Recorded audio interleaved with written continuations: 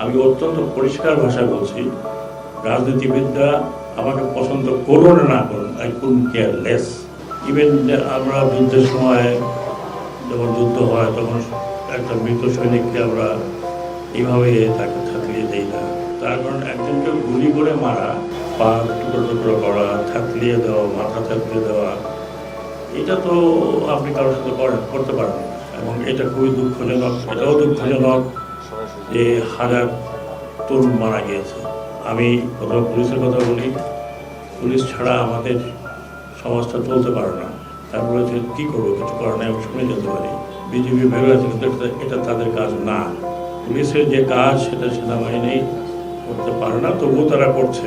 এখন গোপালগঞ্জের লোক যদি কমপ্লেন করে যে আমাদেরকে সেনাবাহিনী মেরেছে, তাহলে এটা জাস্টিফাইড হবে কিনা আমি জানি না।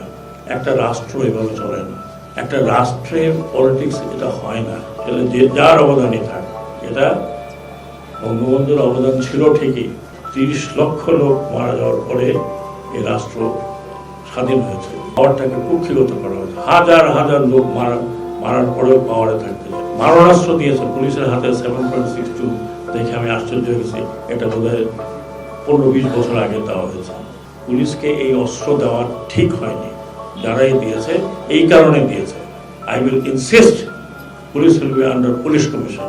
এই পুলিশ জনগণের পুলিশ। প্রতিদিন সন্ধ্যার সময় শুনি যে ডাকাতি হচ্ছে। কি করবে, পুলিশ নাই, পুলিশ ডিমোরালাইজড হয়ে গেছে।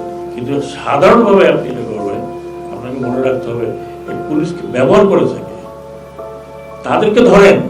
হুকুমদাতাতে আমাদের বের করতে হবে যে তারা পুলিশকে এইরকম ভাবে ব্যবহার করেছে।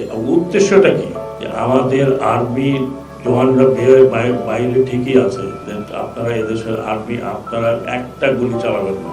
আর্মি বলেছে আর না, আপনি এখন চলে যান।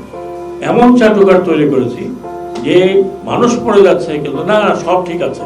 আমি আবার বলি, চাটুকারি মিডিয়া হবে, বন্ধ করে দেবো।